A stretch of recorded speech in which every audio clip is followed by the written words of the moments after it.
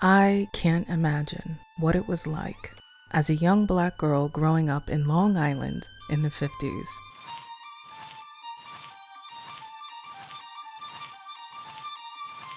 But my grandmother did.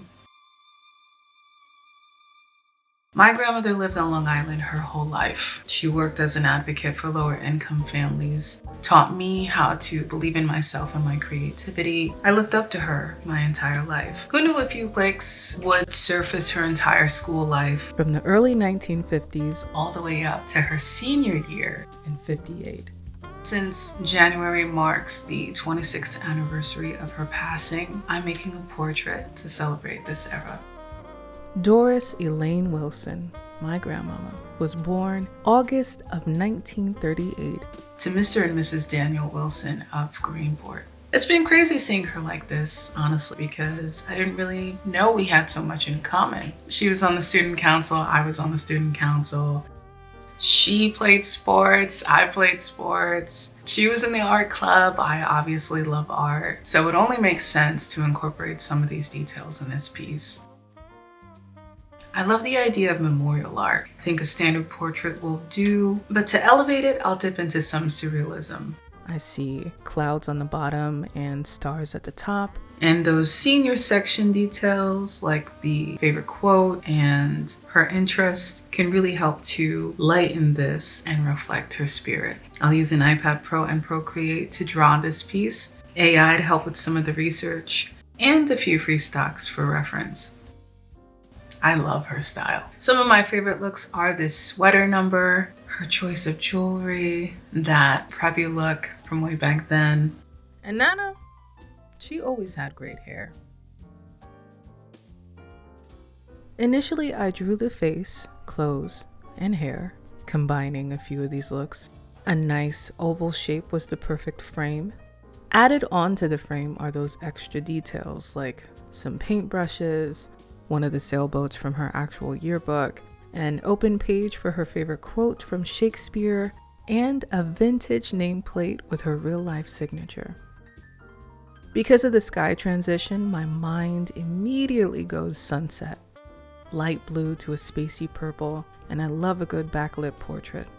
Sunsets are great for this because they give that natural halo effect while making that front lighting blurred and moody.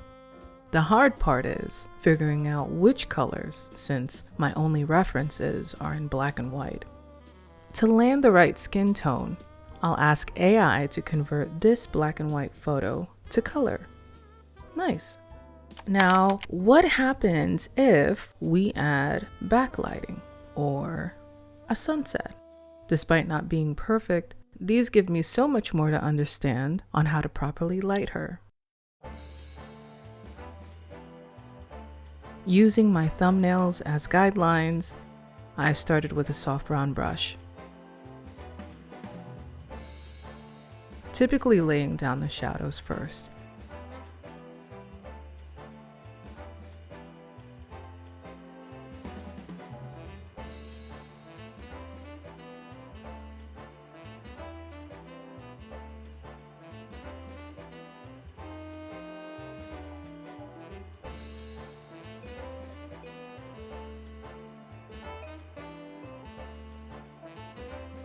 Then I'll use those same references to help build the details. Eventually, I thought, the sweater really grew on me. So I painted that and the bow from before.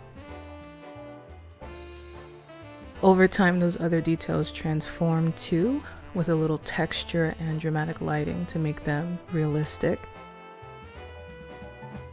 In fact, the key to realism is imperfection, so texture brushes work great to mimic skin, atmospheric conditions, and even clothes fibers. After, it's all detailing from here.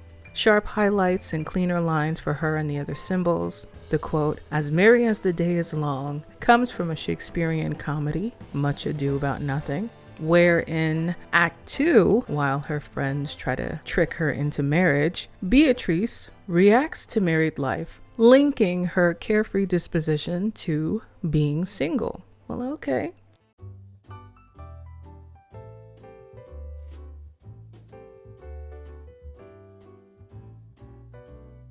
I don't know how much I cried during this, but I did. Anyway, I hope you really loved this painting. It was an honor to do my grandmother. You can find the full image and details on melodienieves.com.